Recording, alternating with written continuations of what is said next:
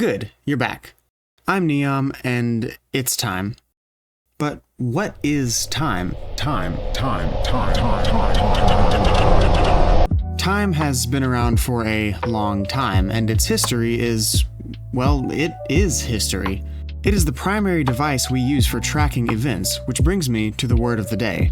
Chronology, the order of events. As humans, we figured out pretty quickly that things happen, and even quicker that they happen in a certain order. But it took us a little longer to start figuring out how to track these events accurately. Over the course of history, we have tried many different methods of timekeeping, some of which were less than ideal given the lack of technology, science, and Greenwich. We did our best, but most of these methods were just not feasible in the long run. The ancient Sumerians, for example, likely invented the sundial, a perfectly reasonable first attempt, but it was perpetually confounded by unpredictable things like overcast skies, changes in length of day, and the most annoying one of them all, nighttime. The sundial was a useful tool that provided people with a general sense of time during daylight hours, and doubtless helped homogenize an unhomogenized people.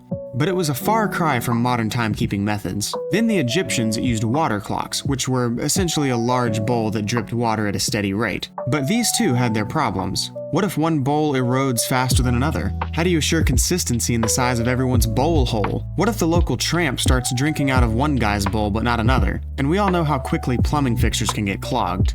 Ah, look who finally decided to show up for work. Do you know what time it is? Sorry, but no, I don't. My clock got clogged last night and I had to bring out the pipe cleaner. I'll let it slide this time since my clock froze last night and I also don't have a clue what time it is. Also, it's worth mentioning that I am in no way an accurate representation of what ancient Egyptians actually looked like.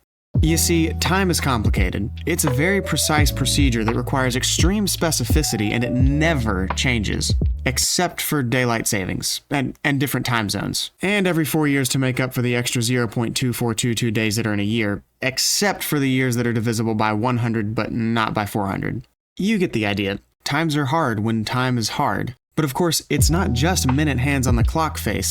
There are larger denominations of time that we needed to worry about too. Winter, spring, summer, and fall. Presumably, it wasn't that long before we decided that that pattern would keep repeating itself. Thus, the calendar was invented, thanks again to the Sumerians, who I'm realizing were really with the times. They used a lunar calendar with 12 months, pretty similar to ours in that way. The Egyptians and Babylonians did something similar, but they kept getting off track and kinda just had to throw extra days in to make up for lost time. But finally, it seemed like we had it figured out more or less. We'd figured out how to consistently track a 1-year time span, and how to account for the extra quarter of a day to make sure we didn't get off track. We'd figured out how many seconds should be in a minute, should be in an hour, should be in a day, should be in a week, month, year, etc. But even then, someone had to go and try something new. During the French Revolution, France decided that they weren't too fond of the Gregorian calendar.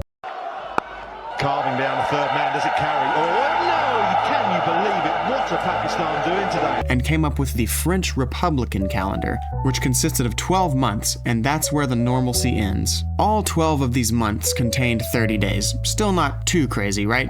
It simplifies things a bit, and I admit I've often wondered, why don't we just take a couple days from the 31-day months and give them to February? After all, it's earned them, right? But then they had to go and make a week 10 days long. So now there are 12 months, 30 days long each, and each having 3 10-day weeks. But it still didn't line up with a year perfectly, so they just used the last 5, or 6 if it was a leap year, which of course was every 3 years, to celebrate virtues, labor, opinion, and, get this, genius. And if that's not enough to wind your clock, listen to how they wound their clocks. Seconds they left alone. 1 second for France meant the same thing as 1 second for everyone else. But there were not only 100 seconds in a minute, there were also 100 minutes in an hour and 10 hours in a day. That meant there were 100,000 seconds in a day, whereas any other normal air-breathing Gregorian adhering person would account for 86,400 seconds in a day. And their seconds were just as long as ours, or so I'm led to believe, from which one can only conclude that their daytime-nighttime cycle did not sync up with their official days. And why did they do this? Because they're French. If you're French, it's in your wine-laden blood to insist that you're better than the rest of the world, including the Vatican, even if most of your citizens are Catholic. So in order to stick it to the papacy, they decided that they were just going to have completely nonsensical timekeeping methods. But as I said, this is France, and these are the French. What did you expect from the people who invented these? Time-related follies are peppered through our history like sand in your bed sheets 4 weeks after you got back from the beach and cleaned your sheets twice. But time is not a simple concept, and I think we've done a pretty good job overall. Please spend 10 seconds of yours to leave a like. It's the best way to support me, and it inflates my ego significantly. If you enjoyed this video, subscribe for more, ring the notification bell, and comment what you want to learn about next. I'm Neon, and I'll see you next time.